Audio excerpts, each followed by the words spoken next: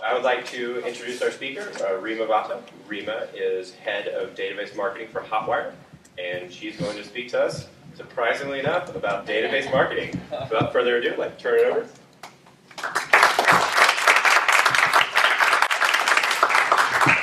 Hello, everyone. Thank you, Austin, for introducing me. Thank you for having me. Great turnout. So nice to see everyone here. So I'll be talking to you about database marketing today. As Austin said, I'm Reema Batta, and I work for Hotwire. Before I start, I wanted to get a feel of the crowd, and I wanted to see how many of you have either worked in database marketing or know something about database marketing. A lot of people. Nice. So how many of you in the crowd have ever got a direct mail message from a company that you bought something from?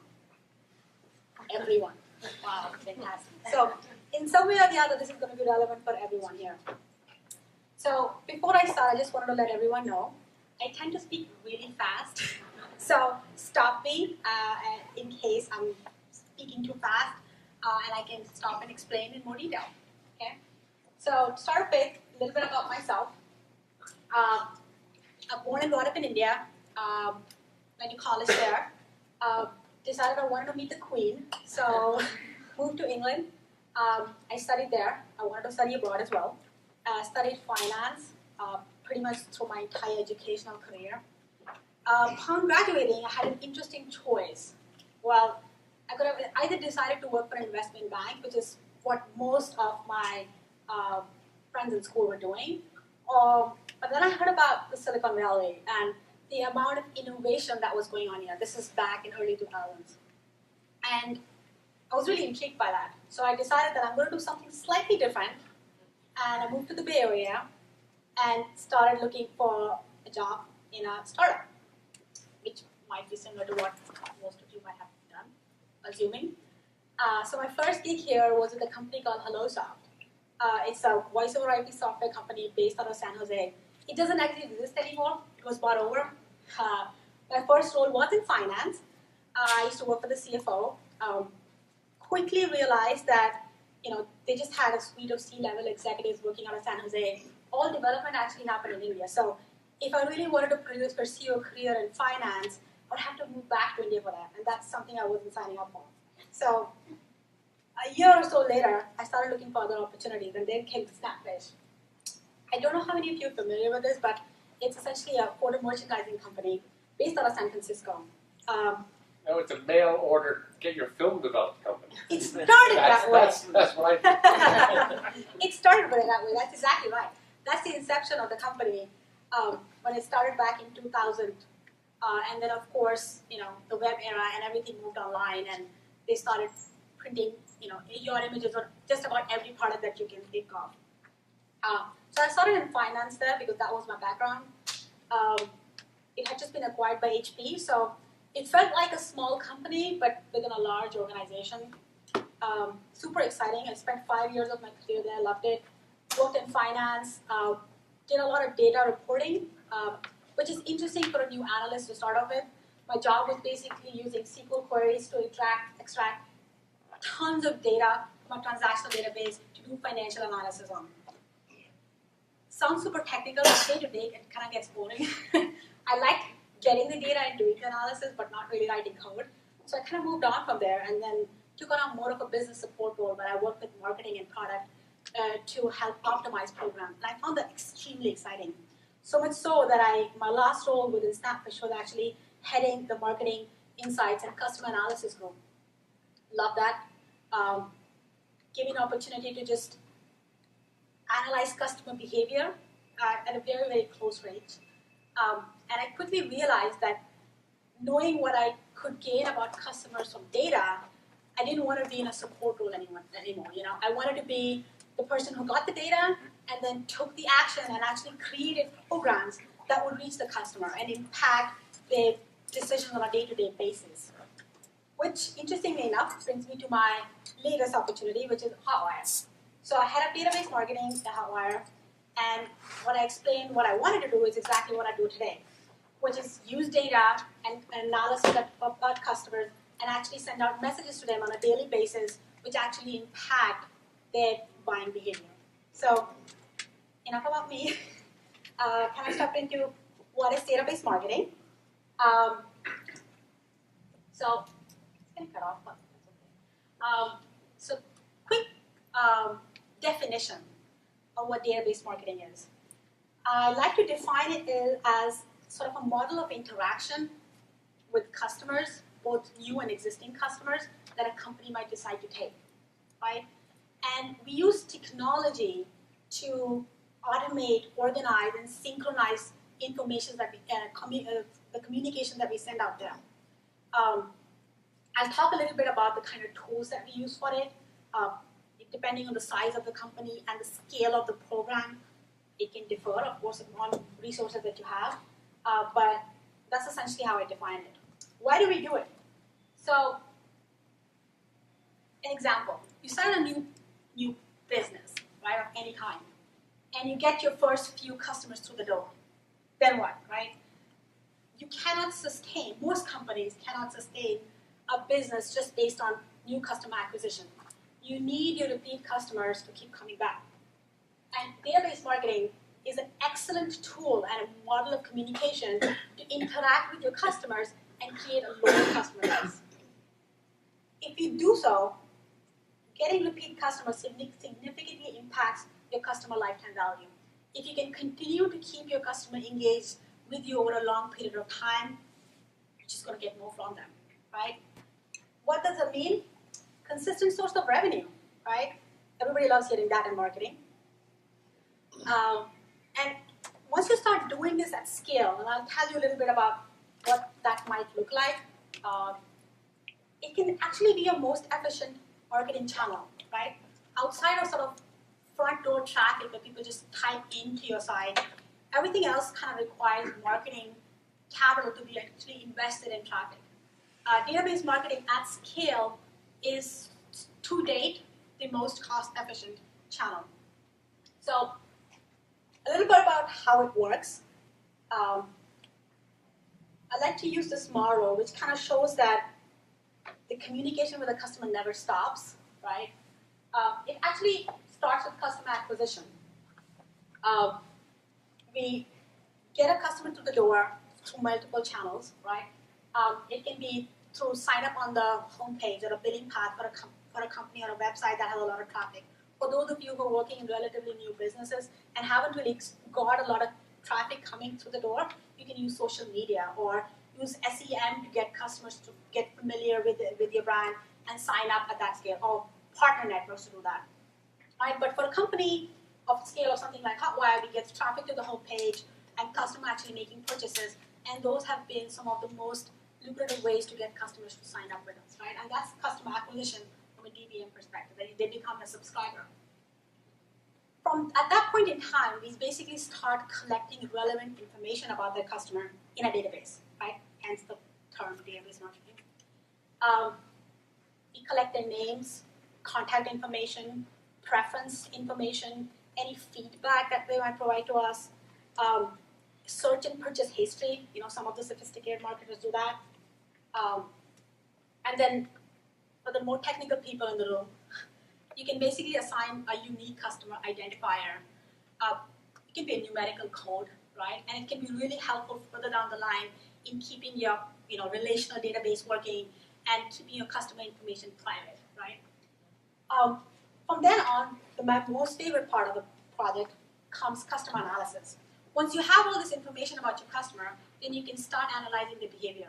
There are multiple models of customer analysis. One commonly referred framework is segmentation.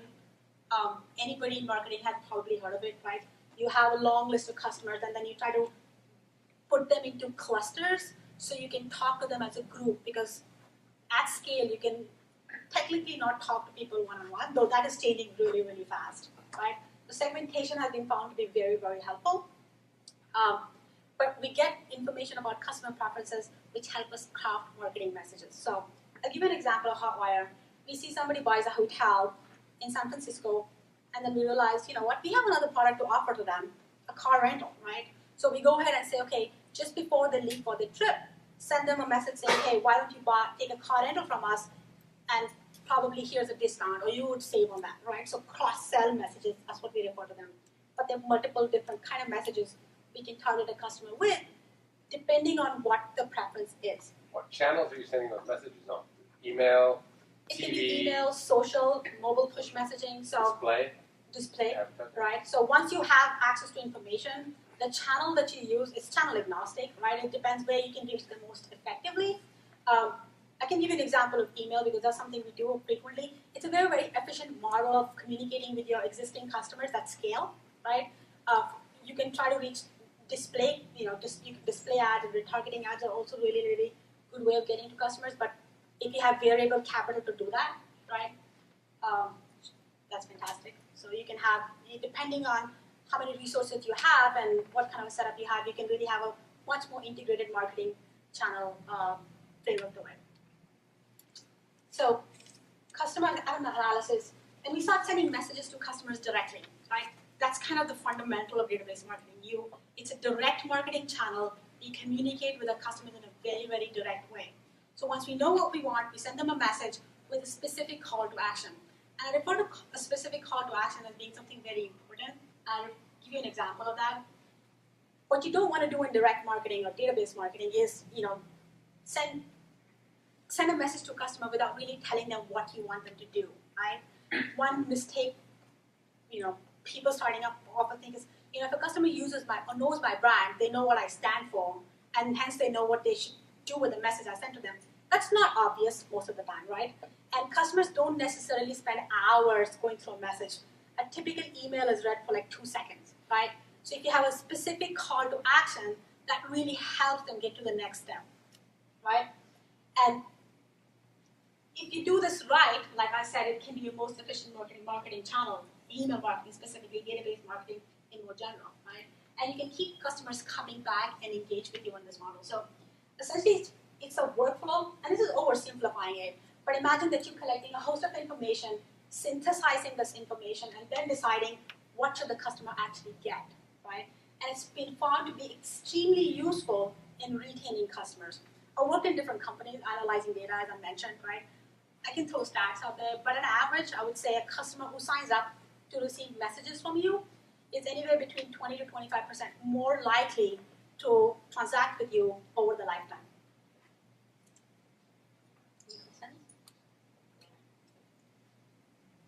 So moving on, email programs. So a couple of things, these are our rules.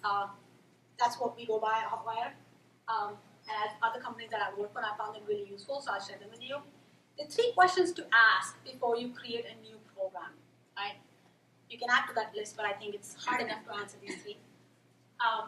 The first one, who are you targeting, right? Especially for those of you who have a large customer base, it's possible that every message will not resonate with every customer. So segmentation, what I referred to earlier, is something that can be really useful.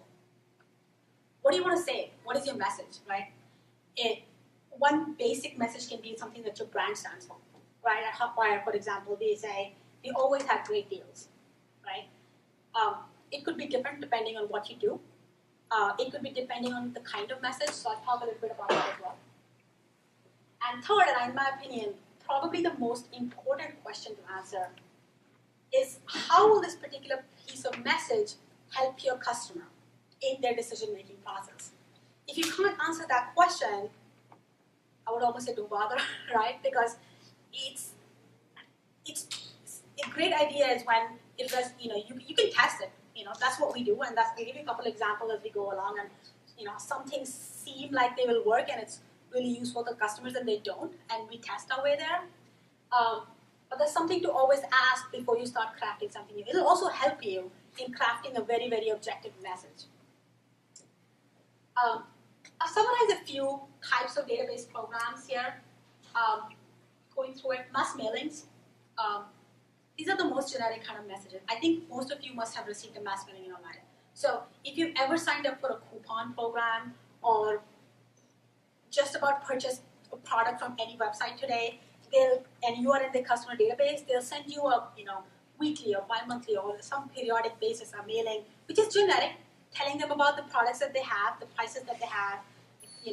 They might tell you about, try to cross-sell you, but it's very general, right? It's talking to either the entire customer base or a large segment of customers within a cohort. Marketers these days, the database marketers, sophisticated database marketers, have tried to make mass mailing as personalized as possible. And they've tried different methods to do that, right? So it can be something as simple as using your name in the subject line, right? Doesn't take a lot. They have that information in the database, and they can use that information, right? It can be something even more complicated of actually using the information that they have on your search and purchase history to create a mass mailing, right? They can use a location based on where you live. That can be used to target you. Typically, that's the first kind of a program that most new marketers start with. Event-based messages, these are my favorite. I'll talk a lot about this in the example that I'll share with you later. As the name suggests, they are triggered by a particular event. I'll share examples in a bit. Lifecycle programs, again, based on how long a customer has been with you and the customer's age, these are typically influenced by that. So for example, you sign up with a new website or a new product and you get a new customer welcome email. That's a lifecycle email, right? You've been with, let's say, Match.com for a year, and they'll send you an email saying, hey, thank you for registering with us and being a customer with us for a year. Essentially, that's what the message is, the primary message is, thank you for being with us, right?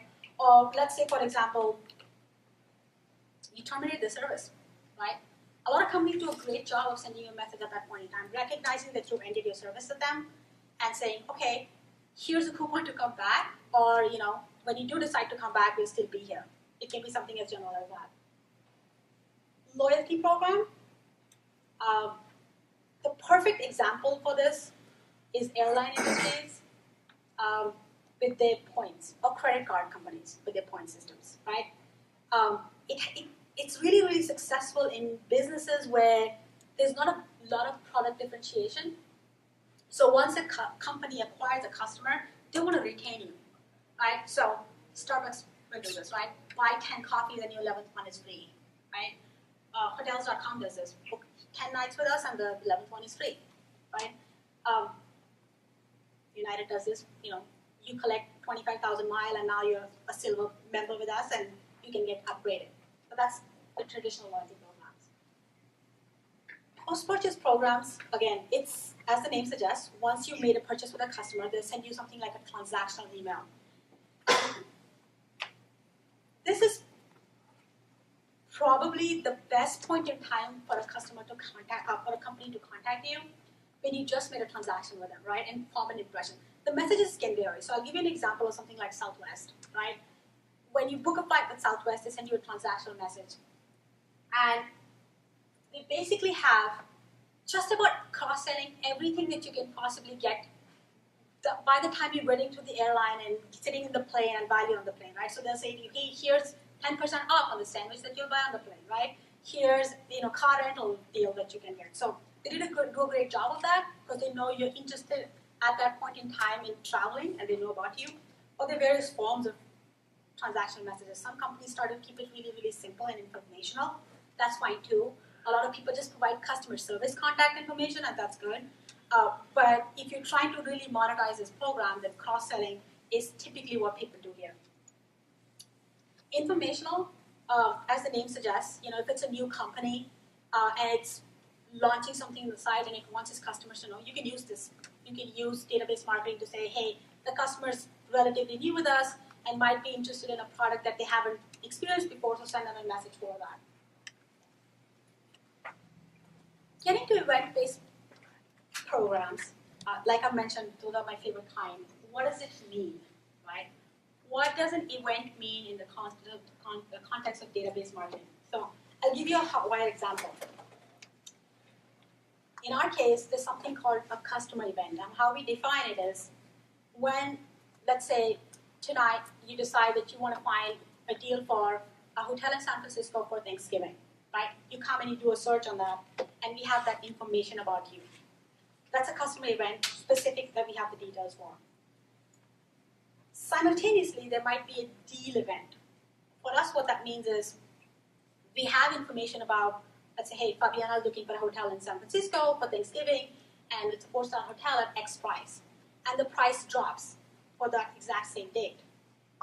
We have that record which says, hey, this is an inventory event, right? There's something happened. We coincide those two sort of phenomena, and right in the middle is we get the opportunity. So we have a list of customers who we know their interest for, and then we have a list of inventory change in prices, which we have a list of. When we combine those two, we have something called like price drop information, right?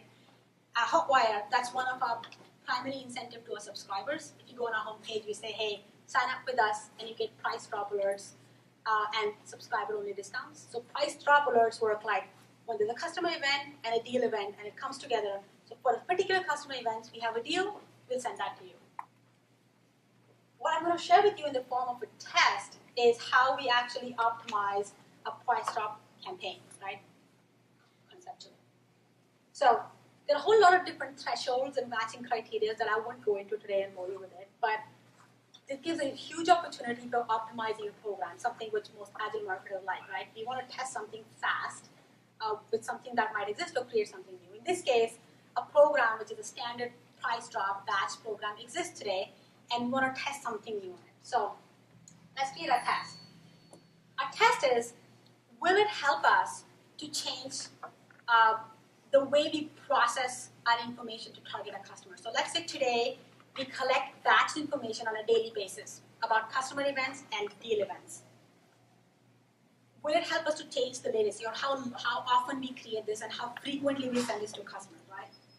And hypothesis is if we don't wait an entire day to just collect information in batches and instead do it in small batches, so that as soon as the price drop becomes available, we send it to the customer, using urgency and better chances of finding that deal because we send the message to the customer as soon as the deal becomes available, which actually help our performance, right? That's the hypothesis.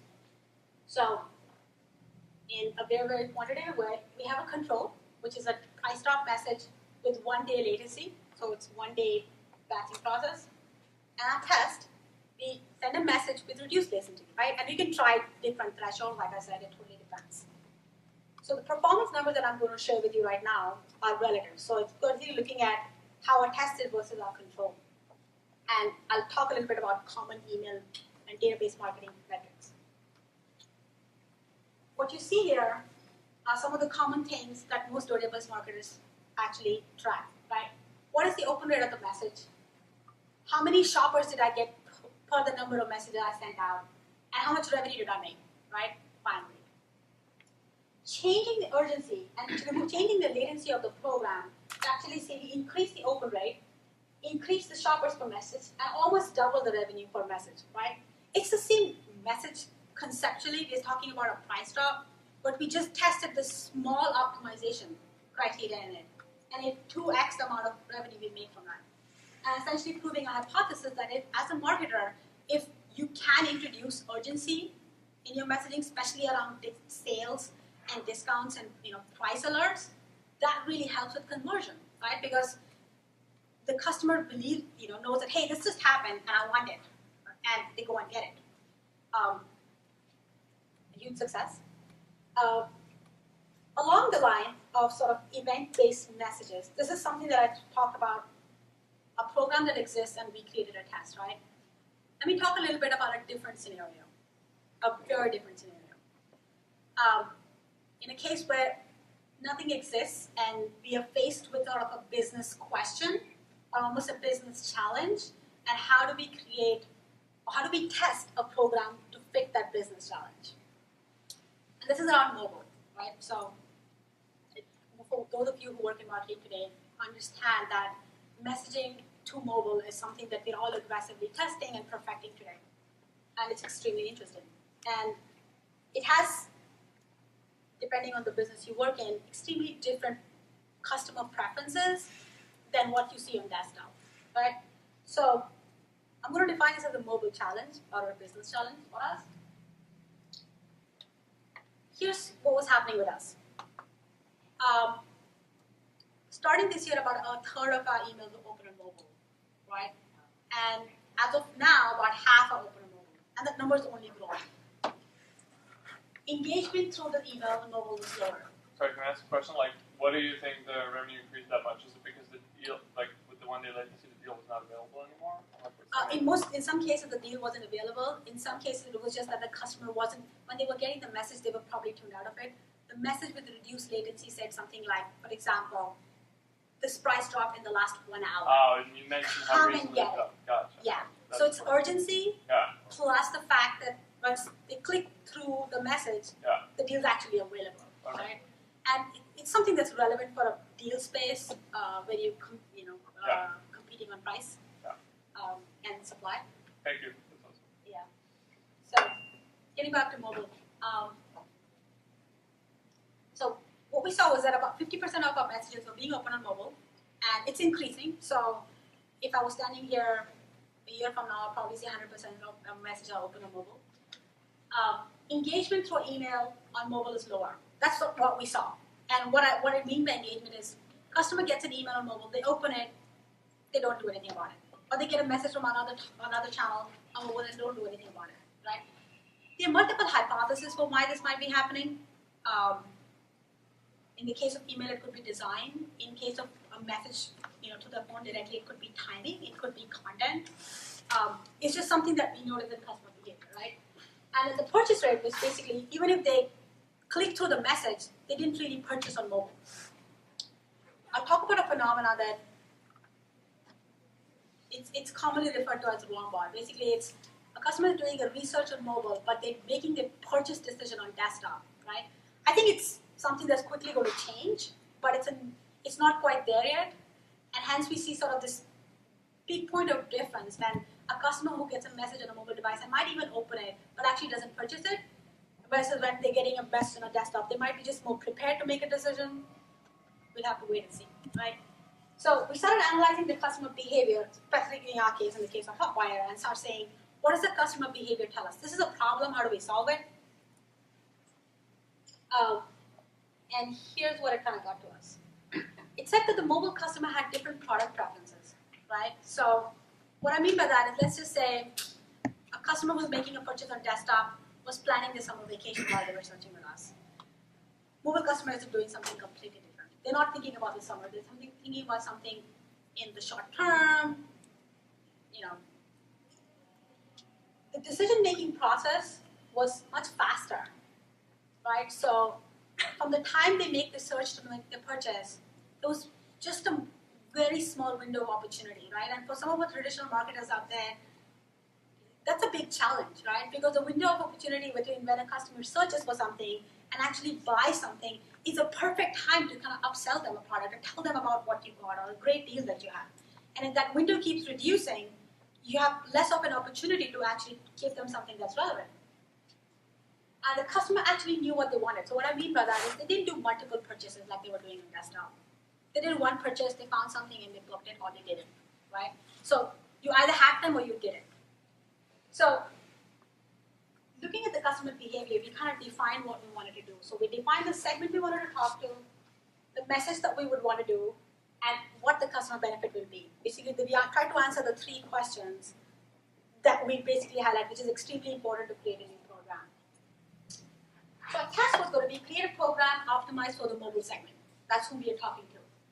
The hypothesis was that if we optimize for timing, put relevant content in there, and basically make the design to be a responsive design, so it could work on any device, that would help engage the mobile customer. Right? So those are the 3 things that we were aiming for. That's amazing, because I just mentioned to you that the engagement on mobile is actually lower. So just optimizing for timing, including relevant content, and with responsive design, what we were able to do is basically make sure that the engagement on this email was at the same level as what we saw on desktop, for the program that we did on desktop. What was more surprising is actually the transactions per message that we actually sent out was 3x that what we had ever seen before, right? I would be wrong to say that we actually expected this. The transaction was the best we've seen before in mobile or in general? It's in mobile. Oh yeah, but like the time that you expected, the number of transactions was 3 times better than the previous ones in mobile. But that was not like a cross channel. No, it's cross-channel. So this is 3 times better across, but majority of these transactions were in mobile, and the previous message was like equally split between what we typically see in mobile and desktop. So across channel, this was 3 times more in transactions than the message that I was sharing before, right? So I would say that we have tested timing separately, we have tested design separately and content separately, and the results are probably not as awesome, right? But combining those two and creating a completely new program for mobile definitely worked for us. Do you know who's on mobile versus desktop when you send different messages? That's a great Or question. one message is the handle both? So that's a great question. So what I can't explain, what I don't show here is the aspect of design, which is basically the next slide that I'm going to get to. So at the time we send a message, we don't know who's going to open it on a mobile device versus who's going to open it on a desktop device. The way we can use design to actually overcome that is by using responsive design. So I'll give you an example of that. So the email that we send out, it's the exact same email and it's the exact same code base, but it renders like this on mobile and with the image, more inspirational, more stuff to read on desktop, right? Because we know people are spending more time on that and a lot less time on this. That's great. And they just click through this, make the purchase, and go, right? So, like I said, we tested responsive design separately, but it's getting all those 3 aspects together, that's what we've had success with. So content is extremely important. Have you tested pushing, trying to send people to your native mobile app versus like a mobile web page? That's a great question. So, so far, no. It's not for lack of trying. So it's something that I think for all the marketers in the room who work in companies that have apps today know that the conversion through apps is, most cases, a lot better. Would you use a product that allowed you to A/B test across channels? I would. Cool. That's good because I built it. Yes, being a marketer, I think I'm very, very open to being in an A/B test environment. I completely sympathize with that. So it's the only way to make better experiences and better products. So absolutely, I need it. Good to know. Yeah. So to answer your question, yeah, I mean, it's definitely better conversion. It requires,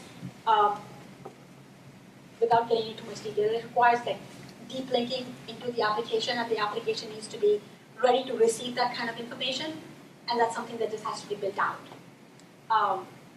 But I think for those of you who are kind of setting it up for the first time, that's something you should think about, right? Like, if you have a better, send your customers down a channel where you have a better consumer experience. Because they're more likely to be happy and convert better and keep coming back and making more money for you. So I talked a lot about stuff that did really, really well. So I don't want to make it sound like everything we do is just awesome. I mean, most of it is. But I want to talk about a test that didn't actually do as expected. Okay, not a lot of pictures to share there. It's a sad story. I'll get right into it. Right, rip off the Band-Aid. So we thought it would be a fantastic idea. Hotwire customers are very, really they love a deal, right? So they buy, they get hotels from us, they rent cars from us, and we said, wouldn't it be amazing if we knew somebody was going on a trip and we offered them, deals for dining and entertainment while they were there, right? So we said that sounds like perfect. The customers are going to love it. So we targeted a segment which is basically deal hunters with upcoming trips. We have their information in our database. The message was going to be, we help you save always. So you saved on your, you saved on your travel bookings, and now save more on fun activities during your trip. Simple. Customer benefit, of course. They save on dining and entertainment on the trip, right? That's what everybody goes on a vacation or a trip for. Program was pretty simple to define. A few days before the booked trip actually starts, we send the customer a message saying, hey, here are some fantastic deals for restaurants and activities during your trip. results, I've already given it away, but results.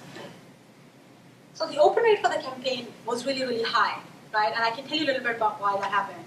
We didn't really specify what kind of deals they'll be getting. We just say, hey, you're going away for Thanksgiving to Fort Lauderdale?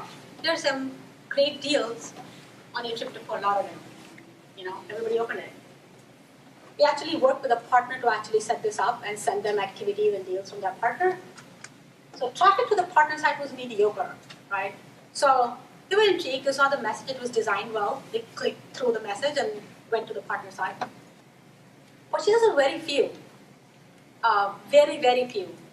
To the extent that we actually thought that even if it was 10x, it wouldn't justify holding this message within our portfolio. I have a few hypotheses for why it didn't work.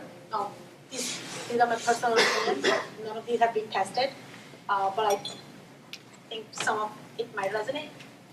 So one of them could be that the targeted customers were not planners, right? So at the time they booked the trip, they knew they were going there, but they really didn't want to talk about what they wanted to do there. That's something they wanted to decide when they got there. It could be that a lot of customers who we were targeting, they often visit the same cities all the time, or similar cities all the time. And they have favorite or convenient places that they like to go to and they already know about. Those convenient places might have loyalty programs that they've signed up for, multiple scenarios. Another hypothesis that I formed later on, looking at the partner and how they were developing their product, customers tend to show preference for local deals in the dining and entertainment area. It could be because they don't have a time limit on when they could use that deal. They can go whenever. They really know everything about the retailer. The restaurant's right down the road from them, what have you. The spa is their favorite spa and they got a deal there. So it didn't work, right? So just an example. This is also an event-based program. You're basing it on a customer's travel plan. But what I would tell you is that at Hotwire, we have a fantastic environment of brainstorming ideas, right? And then we test really fast because we want to fail really fast if that happens. If we succeed, then we optimize and make it really, really awesome. If we see something like this, where even improving efficiency by 10x doesn't mean a lot, we let it go, right? But that's a good habit in my opinion. I, as a marketer, test, A/B test, everything. It's healthy. It's a lot about what we do. So a little bit about, I'll go to next, about, yeah.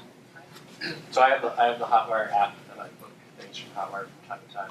I'm just curious if you've tried offering people, when they're going to arrive at their destination. Yeah. I think your third hypothesis that you're worried that these things they send you a week before you get to Monterey are actually going to divert you from your travel plan. Right? How near are they going to be to the hotel? Oh gosh, I have to go to TripAdvisor and do research on that restaurant. It sucks. Yeah. But if once you got there and you'd seen a few things around your hotel, then you got some deals. Mm-hmm. You might say, oh God, we had plans to go out tonight, but we're not. But there is that Outback Steakhouse right there. Yeah. If I had 15% off, I'd probably go there. Did you ever try sending people after they arrived? We didn't. The idea was just before the purchase. Turn right onto Mission Street. That's a question from the camera. Someone just got Yeah. So we didn't. That's a good question. In an environment where we are testing multiple things, one of these things is thinking of, hey, what if it was 10x and how would it be? It didn't cross that sniff test. That's some of the things we would test for, like triggers, like when do we send it, how often do we send it, etc. We didn't test that, but it could work. Thank you for shopping from app. I hope you subscribe to receive emails. I'm just curious, from the moment you come up with a test, implementing it, and then receiving results, what kind of time frame is that for you guys? Well, good question. It totally depends on the complexity of the test. So when I was talking about a few examples, something like a mass mailing, depending on how personalized you make it. I mean, if you really keep it generic, it can be something really simple to create because you don't really have to do a lot of segmentation and analysis on customer behavior.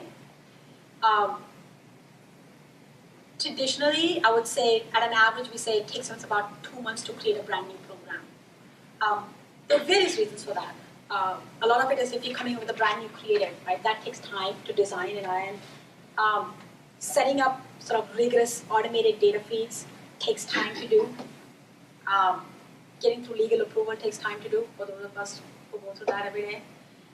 But if you're really in the agile mode and really testing something out and it's your own company, I'll talk a little bit about that, about how new businesses can do this. It can be really fast if you can use some generic templates to send you a message as opposed to designing something brand new, right? And if you really don't want to do a lot of segmentation, if you're testing a method out for the one time and you don't want to set it up to be automated to continuously go out, it could be relatively simple. So 2 months if you want to create something that's scalable, in a mid to large company size with large customer lists, but significantly less if it's a less complex environment that you're working in terms of business space. That's kind of a perfect question to kind of go to the next and my final slide, which is basically tips that I believe will be really helpful for someone who's starting up database marketing in a new business. Very different than what we might do at Hotwire, but I think it's highly, highly relevant. So first and foremost, make subscriptions super easy. Like I said, if you have traffic coming to your site, just put it on your homepage. If you have a Facebook page, the company has a Facebook page, put it on there. Say, hey, we'll give you, feel free to give something away for a subscription. It pays to have repeat customers, right? So say, hey, here's $5 off if you sign up with us and get repeated messages from us. Tell them what to expect. It's extremely important. You don't want to surprise your customers, right? Like in the case of Hotwire, we say, hey, if you sign up with us, you're going to get price drop alerts and subscriber-only sales. They know what to expect. Make it easy to understand.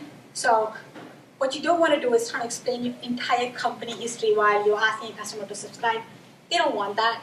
They just want to know what they're going to get once they sign up for this. What's the benefit to them? Send a welcome message. So this is where I was talking about like how complicated or easy you want to make it. You can create a welcome message in 2 to 3 days, right? And there are several messaging platforms that give you standardized templates, to do that.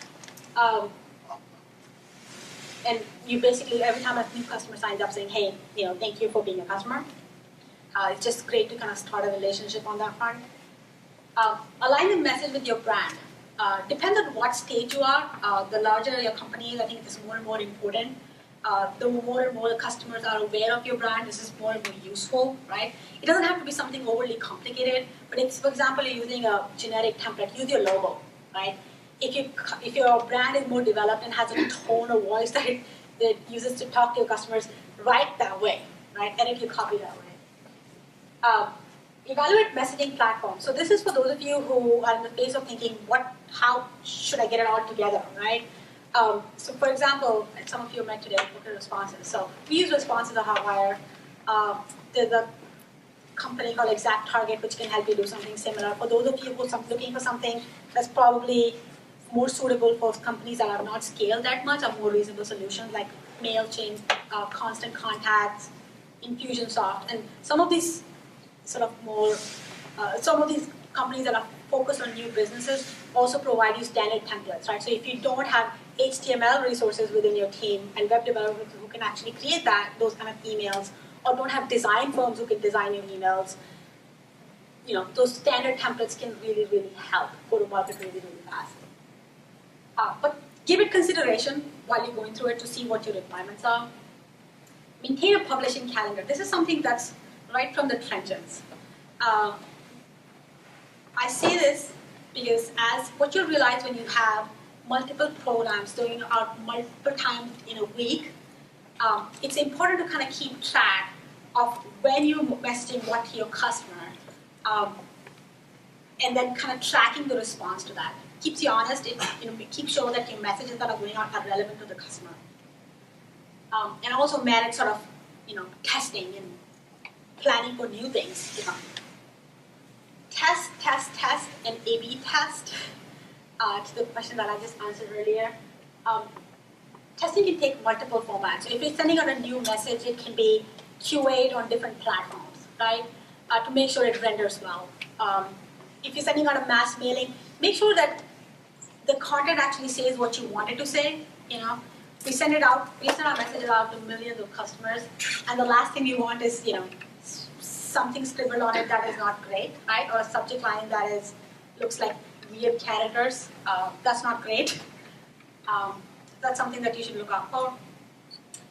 Only send relevant messages. Very simple concept, right? Only send relevant messages. But this is the hardest one to stay true to, so do that, I guess. Know your spam rules. Can spam log.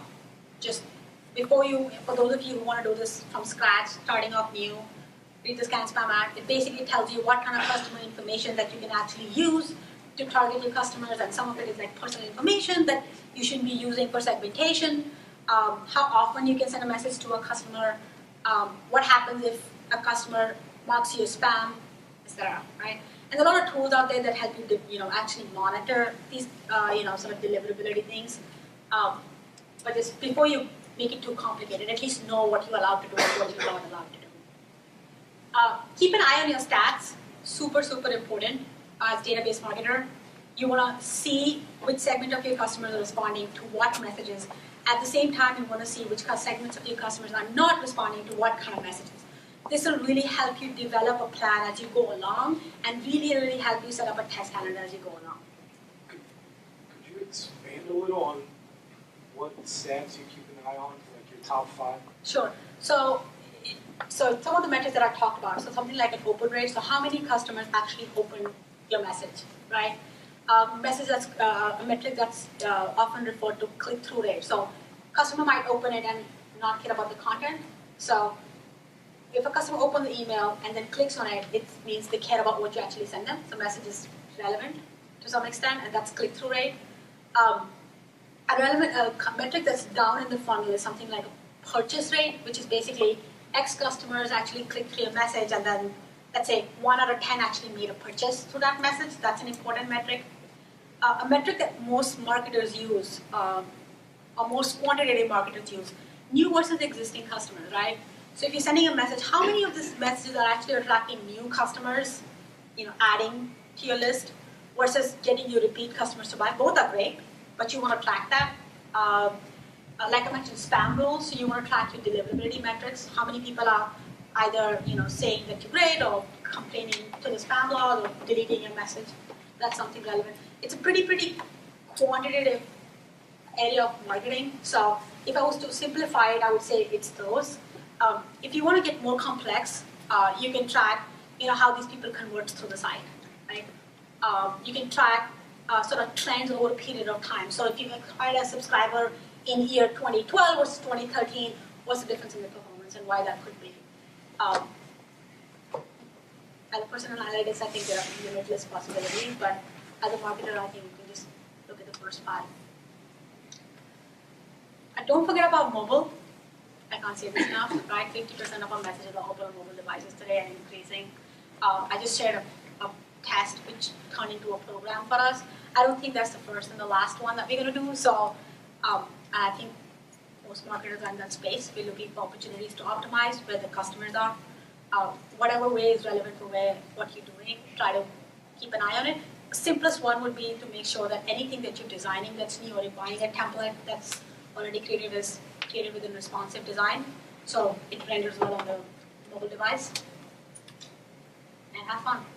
So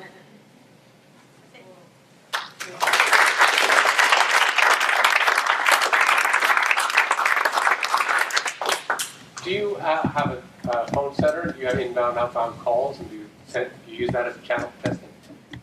So I personally don't do it, but we have a team with a Hotwire that does it. They do more service messages than marketing messages, and they do A/B testing on it. Okay, sorry, we don't have that room. By the way, do you want to do an activity? Not quite that. We should start that, but not quite that. It's more around sort of saying, hey, your flight's been delayed. Do you want to do an activity? Do you want to change your hotel reservation? But are you guys matching whatever happens on the phone to, or is that an event that gets also stored in your database. So we collect feedback, customer service. So that's something that we send out post-purchase message. Basically, send out a message saying, "Hey, rank this. Let's say hotel that you stayed in, right?" And we collect that feedback and then use that for messaging. So, let's say a hotel has been dinged too many times by a customer, we don't want to advertise that. Sure. No, I was talking about like if you interact on the phone with the customer, Yeah. does that also get stored? I'm assuming in the database, so you could segment your email and say, I want to email only people who had a phone conversation within the last 7 days and booked a ticket or something, whatever. We typically, typically what I've seen this in is basically complaints. When if a customer calls up and is really, really angry. Yeah. So. And it's a really, really high frequency customer. Yeah. Yes. Yeah. We haven't. I believe we don't really scale it to an extent, but that's actually a.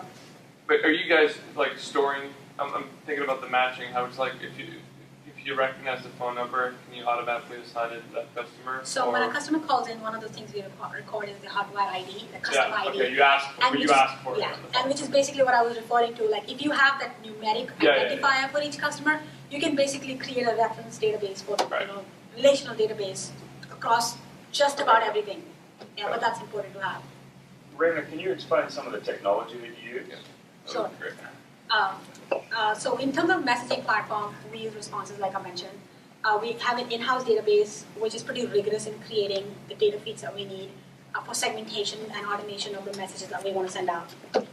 We have a pretty awesome development team in-house which works on actually creating the messages that we send out. So we have full-time web developers who work on that as well, and software engineers who kind of help us curate the experience on the site once a customer comes from a message to a site. In terms of deliverability tracking, we use ReturnPath. They basically, to oversimplify, they basically have a group of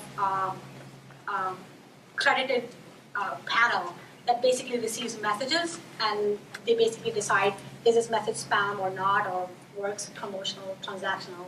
They classify it for us, and we track it across that.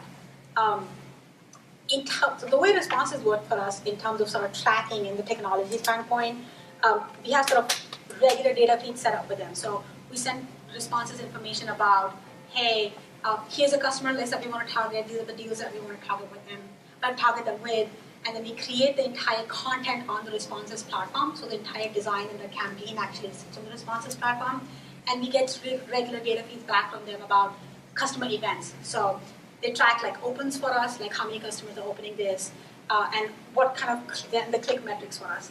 And the downstream information about the customer interaction that happens on the site actually is stored at our end in our database, and it's all processed on a nightly basis to basically kind of line up. What are the analytics tools you use for that and for visualizing that? We actually have an in-house data warehouse, which is pretty awesome. So we use that. We actually have another person in the crowd here who used to work in marketing analytics. So she created some awesome dashboards for us which help us visualize information. I still use them. She doesn't work with us anymore. We use Omniture as well. I've used Omniture in the past. I'll be honest with you, Omniture is great for kind of understanding sort of aggregated customer analysis on the site. But sort of more heavy-duty database marketing, CRM, I find like you need to have sort of a relational database. Whether it's in-house, if you have the kind of scale that you can set it up, or get something like a subscription-based system that works for you. Nick, we can talk afterwards, right? What's that? One of the identity challenges we have is having a household, a bunch of people in the household, and then multiple phone numbers and emails per person. Are you tracking at an individual email address, or on a household basis, or on a person basis? And all your different systems understand that by the Hotwire ID? So that's a good question. So it totally depends on your business model. So in the context of Hotwire, where a customer actually provides you their name and email address, it's pretty legitimate because they're traveling on it. We use an email address as a unique customer identifier, right? So if they've got a personal and a business, you think those are two different people? Yeah. But I've worked in an environment where customers sign up different times and they have mailing addresses, and we work like at Hotwire we don't send like catalogs, but at Snapfish we did. So we used various, we used to work with Axiom to get data about customers to see, hey, if this particular address actually lines up with this name, so we can actually take out how many unique customers we had in our database versus sort of multiple entries. That only becomes important if you're going to use the address to actually message to them. But if you think about it, if a customer actually subscribes to 10 different email addresses and it has one account in which they're very active in actually interacting on your site, they're most likely to get messages on that, and the other email accounts are almost like a different entity. That seems to work.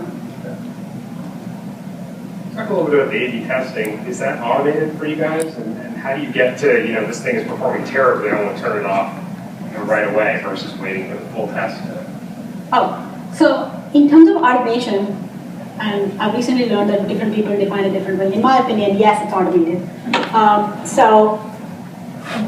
When we set up a test, the way we do that, because of the scale at which we have to do, we basically have, as the name suggests, we create a control version, and we call it that, and then set up, if it's to be a data test, we'll set up another data feed, which will be like a test data feed.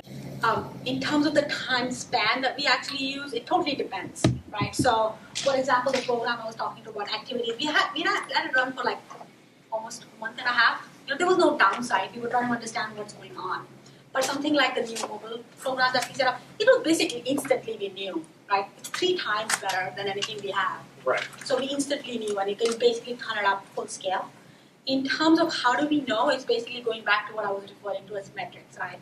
So when we have 2 campaigns, which is one is a control and the other is a test, running simultaneously, and you of course have to segment the list, right? So if 100 people are supposed to get a message, 50 get the control and 50 get the test, in our example. And then we basically track the open rate, click-through rate, standard metrics, new versus repeat customers, transaction rate, right? Follow on. In some cases, when we give discount, we look at sort of follow on behavior of the customer. So let's say, we give X% off versus X, a different rate of % off. We might have a different initial reaction, but the quality of customer that might be acquired might be different. So we track that over a period of time. So it's a human decision. It's not the machine is saying, I've done 10,000 impressions, and wait a minute, this one is terrible. I'm going to demote it. Well, it can be set up to be a non-human decision. Okay. If you decide, hey, I want to test it only on 10,000 messages, you can do that, right? But we're pretty close to our numbers, and I say this for Hotwire as well as Snapfish where I work. So, and if you think about the amount of effort that goes into setting up a test, you really want to know what's going on, right? So, yeah. So you do your segmentation and list generation, in your on your database, even though you could do that in responses, right? But, yeah. But you choose to do it in your own data environment, and you just send responses a list. And then responses is a content generator and sort of a dumb sender, if you will? In a way, but it's more sophisticated than that. So I've seen different sort of responses set up, and what we use is a lot more sophisticated because of the kind of complexity that comes with the travel business, because of the amount of information we have about the customer.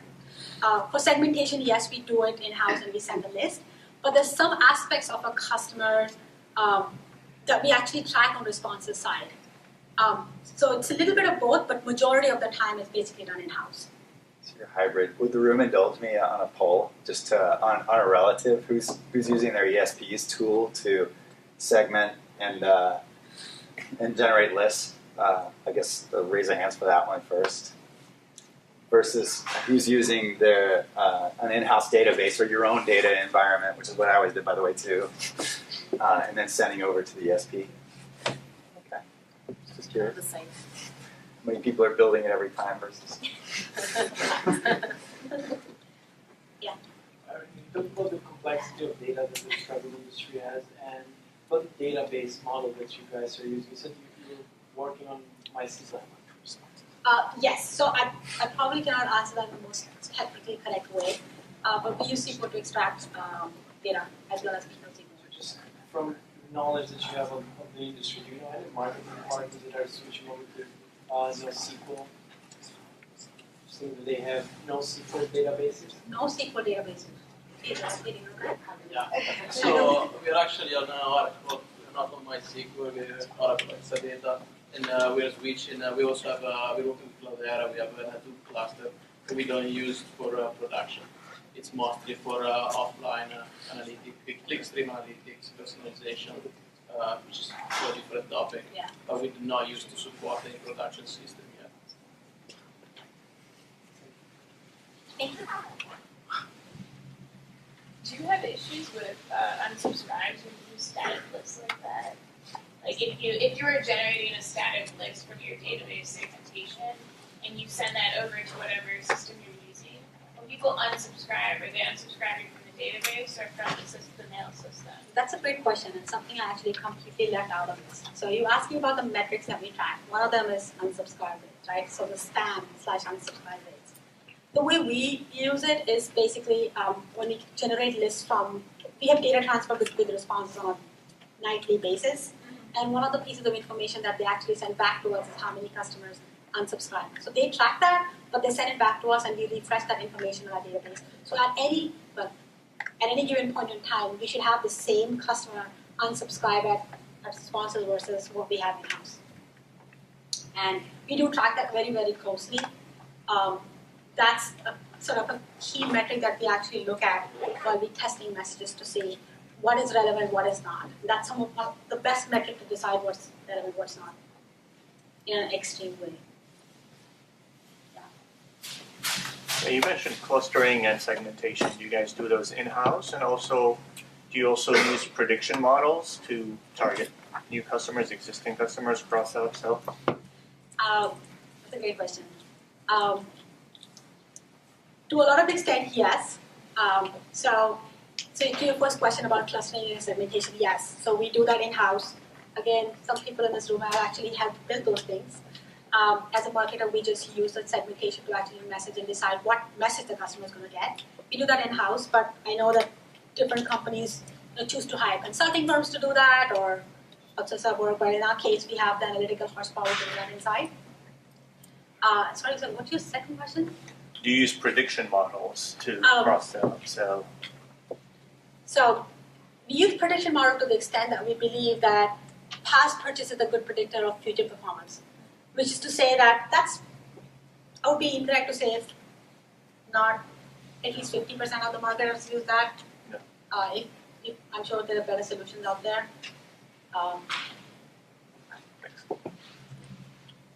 So when Google changed or Gmail changed their mailboxes to have the new promotional mailbox, how did that impact you and how did you respond? Sabira told me I'm going to get that question today. I practiced it one.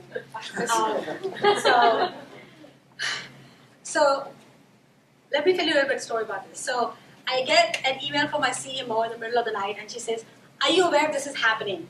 I send me a screenshot of that. And at that point, Google was just kind of moving to that platform, and they were gradually, doing that to the customers that they had. In terms of impact, yes, right? We did have an impact. I would say it was not significant, and a decline in terms of impact. But what I would kind of leave you with is, within every customer list, you have multiple of these ISPs. Yahoo, AOL, some of the older ones like Earthlink, Gmail, Outlook, on our Outlook.com. Gmail wasn't really that large for us in terms of list size, but yes, they were impacted. What I can tell you is more recently, I think as customers are getting sort of familiar with that tab system and they know which tab to go in to get what messages, it's improving, right? And I can say this only from my own sort of personal hypothesis point of view. The companies that I care to get messages from, I go in the promotional box and find it, right?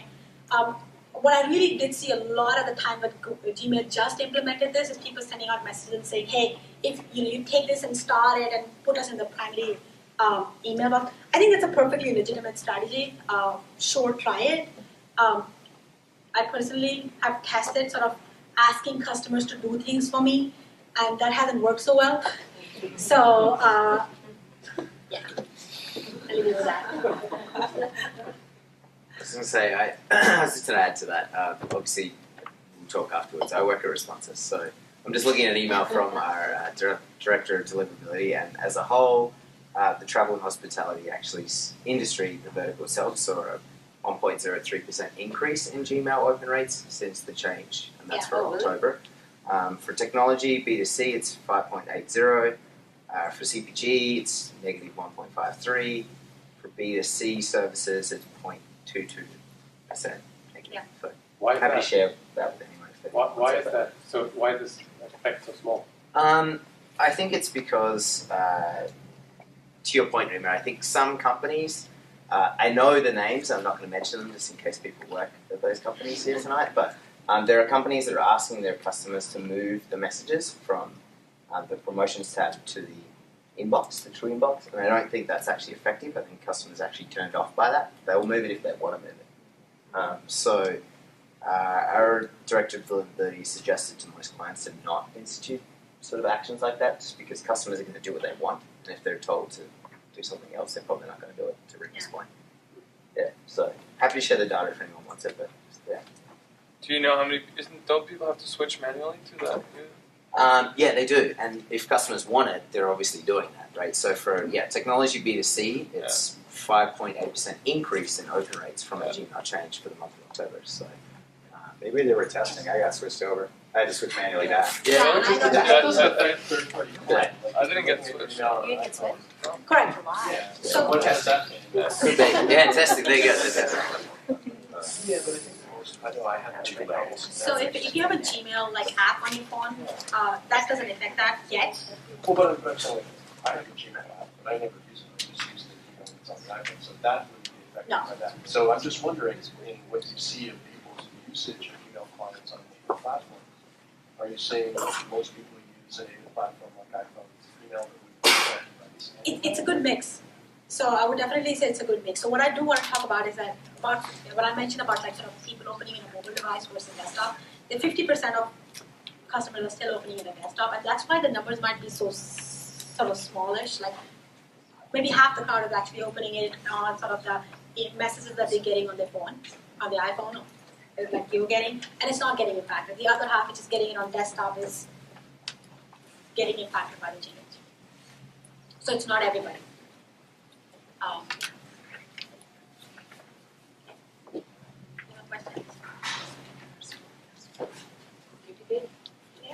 Cool. Thank you.